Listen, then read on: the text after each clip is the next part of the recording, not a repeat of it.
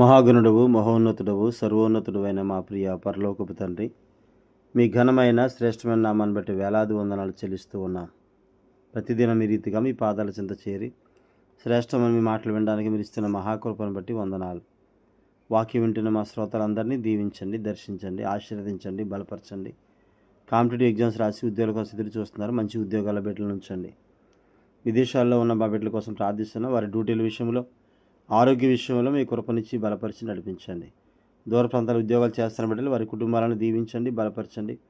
ఆరోగ్యాలు, శక్తి, మీ బలము, మీ కాపుదలు ఇవ్వండి. హాస్టల్ నుండి చదువుతున్న బిడ్డలు చక్కని జ్ఞానం ఇవ్వండి, మీ కృప ఇచ్చి నడిపించండి, ఆరోగ్యంతో నింపండి. డైలీ సర్వీస్ చేస్తూ చదువుతున్న బిడ్డలు వారిని కూడా దీవించి బలపరచండి. అనారోగ్యంగా ఉన్న వారికి ఆరోగ్యము దయచేయండి. గర్భఫలం కావాల్సిన గర్భఫలాన్ని సిద్ధపరచండి. గర్భఫలం ఇచ్చి డెలివరీ కోసం ఎదురు చూస్తున్న బిడ్డలు వారికి కూడా మీ కృప దయచేయండి.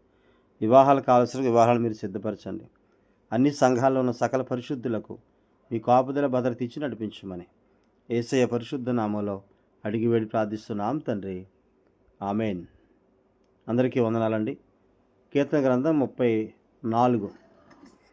34వ కీర్తన 11వ చరణాన్ని మనం ధ్యానం చేద్దామండి. 10 వరకు మనం చూసాం.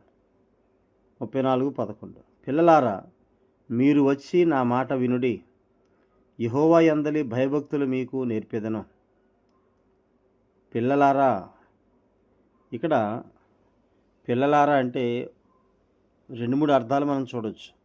ఒకటి, దేవుని పిల్లలు, ఆయన మీద ఆనుకుని ఆయన నమ్ముకున్న బిడ్డల్ని ఆయన పిల్లలుగా, మీరు నా కుమారులు కుమార్తెలు అంటాడు ఆయన. కాబట్టి దేవుని పిల్లలైన వారిని పిలుస్తున్నారు. రెండవది, పిల్లలు అంటే విశ్వాసములో ప్రారంభపు స్థితిలో ఉన్న వాళ్ళని కూడా పిల్లలని పిలుస్తాడు. యోహాను తన పత్రికలో అదే చెప్తాడు, చిన్నపిల్లలారా అని మాట్లాడతాడు.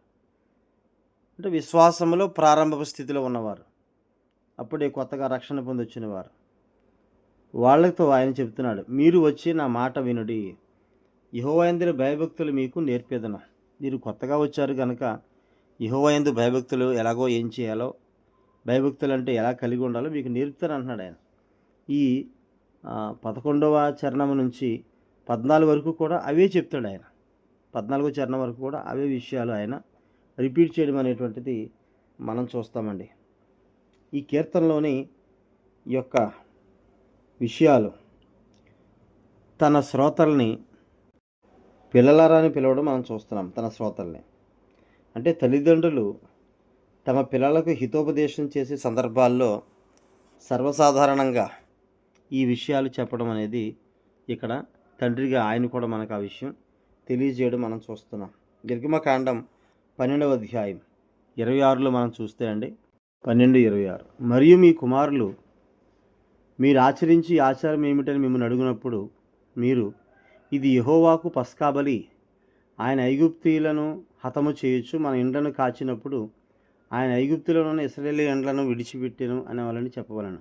అప్పుడు ప్రజలు తలలు వంచి నమస్కారం చేసిరి. అంటే పిల్లలకు కూడా చెప్పాలి, ఈ రోజులో ఏం జరుగుతున్నాయి, ఏంటో, దేవుడు ఎలా కాపాడాడో, ఇశ్రాయేలీయులు వారి పిల్లలకి ఎలాగ నేర్పమని దేవుడు చెప్పాడో, ఇక్కడ కూడా ఈ 34వ కీర్తనలో కూడా 11వ చరణంలో అదే చెప్తున్నాడు, పిల్లలారా మీరు వచ్చిన మాట వినుడి, యెహోవా యందు భయభక్తులు మీకు నేర్పేదను. దేవుడు నేర్పుతాడు, ఆయన మంచి బోధకుడు, ఆయన అటువంటి ఆయన నేర్పుతారని చెప్తూ ఉన్నాడు. అలాగే ద్వితీయోపదేశకాండం 6వ అధ్యాయం 6-9లో ఇక్కడ కూడా ఒక మాట చెప్తున్నాడు ఆయన, నేడు నేను నీకు ఆజ్ఞాపించి ఈ మాట నీ హృదయంలో ఉండవలెను, నీవు నీ కుమారులకు వాటిని అభ్యసింపజేసి నీ ఎంట కూర్చుండినప్పుడు, త్రోవ నడిచినప్పుడు, పండుకున్నప్పుడు, లేచినప్పుడును వాటిని గురించి మాట్లాడవలెను, సూచనగా వాటిని నీ చేతి కట్టుకొనవలెను, అవి నీ కన్నుల నడుమ బాసికం వలె ఉండవలను, నీ ఇంటి ద్వారబంధముల మీదను నీ గౌనుల మీదను వాటిని వ్రాయవలెను.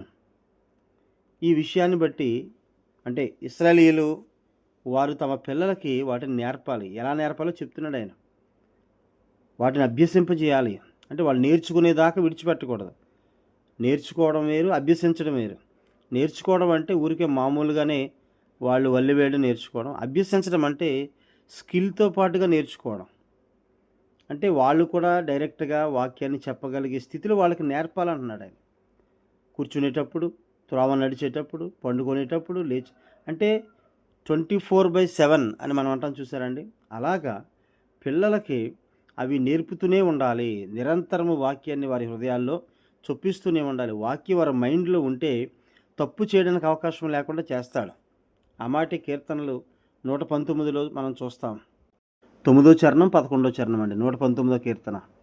యవనస్తులు దేనిచేత తమ నడత శుద్ధిపరుచుకొందురు? నీ వాక్యమును బట్టి దాన్ని జాగ్రత్తగా చూచుకొనుట చేతనే కదా! అంటే యవనస్తులు నడత అంటే క్యారెక్టర్‌ని శుద్ధి చేసుకోవడంలో వాళ్ళ క్యారెక్టర్ కరెక్ట్‌గా ఉండాలి అంటే వాక్యమే. వాక్యాన్ని జాగ్రత్తగా చూసుకొని వాక్యాన్ని హృదయంలో పెట్టుకుంటే చాలు. అలాగే 11వ చరణం. నీ ఎదుట నేను పాపము చేయకుండానట్లు నా హృదయంలో నీ వాక్యము ఉంచుకొని ఉన్నాను. హృదయంలో వాక్యం స్థిరపరుచుకోవాలి. హృదయంలో వాక్యం ఉంటే ఖచ్చితంగా పాపము చేయనివ్వదు ఆ వాక్యం. వాక్యం జీవం కలిగింది గనుక, ఆ వాక్యము దేవుడు గనుక తప్పు చేయనిచ్చే అవకాశం లేకుండా దేవుడు ఆయన అంటున్నాడు హృదయములో వాక్యాన్ని ఉంచుకో. అందుకే నేర్పమంటున్నారు. పాత ఆదికాండంలో నుంచి మనం చూస్తే పిల్లలకు వాటిని నేర్పుతూనే ఉన్నారు. ప్రత్యేక జనాంగమైన ఇశ్రాయేలీయులకు కూడా ఆయన బోధిస్తూ ఉన్నాడు. ఇదిగో నీ కుమారులకు వాటిని ఖచ్చితంగా అభ్యసింపచేయాలి. పిల్లలకు వాటిని నేర్పాలి. అందుకే కుటుంబ ప్రార్థన ఉండాలి. అందుకే సండే స్కూల్, అందుకే యూత్ మీటింగ్ ఏమండి, అందుకే ఆరాధన. వాక్యం నేర్పడం కోసమే. పిల్లల దగ్గర నుండి పెద్దవాళ్ళ వరకు కూడా వాక్యం ఎప్పుడైతే మనం నేర్చుకుంటామో ఆ వాక్యం మనల్ని ఏం చేస్తుంది? దేవుని యందు భయభక్తులు కలిగి ఉండే వాళ్ళలాగా మారుస్తుంది. దేవుని యందు భయభక్తులు కలిగి ఉండి పాపం చేయనివ్వకుండా, తప్పు చేయనివ్వకుండా ఆ వాక్యం నిరంతరం మనల్ని కాపాడుతూ, బ్రతికిస్తూ, నడిపిస్తూ ఉంటుంది. అట్లాగే ఈ కీర్తనలో మనం 34వ కీర్తనలో 11 నుండి 14 చరణాలు అవే విషయాన్ని తెలియజేస్తున్నాయి. జ్ఞానబోధగా కనిపిస్తున్నాయి మనకి. జ్ఞానం కలిగిన వ్యక్తులుగా మీరు ఉండాలి అని చెప్పడం మనం చూస్తున్నాం. అలాగే ఇదే కీర్తనలో మనం చూస్తే 32వ కీర్తన 8, 9 చరణాల్లో అవి కూడా మనం చూసాం. ముఖ్యంగా 8వ చరణంలో ఆయన అంటున్నాడు కదా, నీకు ఉపదేశము చేసేదను, నీవు నడవలసిన మార్గమును నీకు బోధించేదను, నీ మీద దృష్టి ఉంచి నీకు ఆలోచన చెప్పేదను. ఎంత చక్కని మాట చూడండి. ఆయనే మనకు ఉపదేశం చేస్తాడు. ఆయనే మనకి నడవలసిన మార్గాన్ని బోధిస్తాడు. ఏమంటే ఏ మార్గంలో నడవాలో మనకు తెలియదు. కారణం ఏంటంటే అది ఏ గమ్యానికి తీసుకెళ్తుందో, ఈ చివర ఏ గోల్కి మనం తీసుకెళ్తే తెలియదు కనుక ఆయన చెబితే ఆ మార్గం సరైనదిగా ఉంటుంది. అలాగే నీ మీద దృష్టి ఉంచి నీకు ఆలోచన చెప్పేదని, అంటే మనం ఏం ఆలోచించాలో కూడా ఆ ఆలోచన ఆయనే చెప్తున్నాడు. ఆయనకి మనం అవకాశం ఇవ్వాలి. ఆయనకి మనం ఖచ్చితంగా విధేయులం అవ్వాలి, లోబడాలి. అందుకే ఇక్కడ చెప్తూ ఉన్నాడు, నా దగ్గరికి రండి, నేను మీకు నేర్పుతాను, మీరు వచ్చిన దగ్గర నేర్చుకోండి అంటున్నాడు యేసుక్రీస్తు వారైతే. మత్తయి సువార్త 11:29లో నేను సాత్వికుడను దీన మనస్సు గలవాడను గనుక మీ మీద నా కాడి ఎత్తుకొని నా యొద్ద నేర్చుకొనుడి, అప్పుడు మీ ప్రాణములకు విశ్రాంతి దొరుకును. ఏలనగా నా కాడి సులువుగాను నా భారం తేలిగ్గాను ఉండును. నా కాడి ఎత్తుకొని నా దగ్గర నేర్చుకోమంటున్నాడు. ఆయన నేర్పుతాడు, మంచి బోధకుడు ఆయన. కాబట్టి ఆయన దగ్గరికి రమ్మంటున్నాడు. పాత నిబంధనలో ఈ 34వ కీర్తనలో ఆ మాట చెప్తున్నాడు.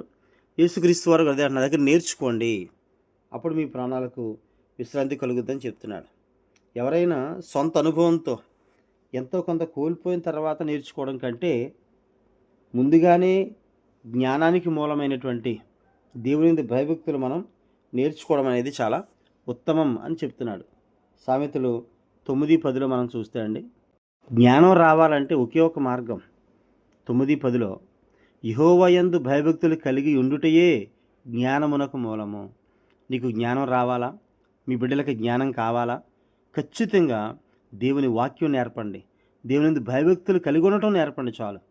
చక్కని జ్ఞానము దేవుడిస్తాడు. అలాగే కొలస్సీ 2:3లో కూడా చూస్తే ఒక చక్కని మాట మనం చూస్తాం కదా, బుద్ధి జ్ఞానముల సర్వ సంపదలు ఆయన చేతిలో గుప్తమై ఉన్నవని చెప్తూ ఉన్నాడు. 2:3 అండి కొలస్సీ పత్రిక.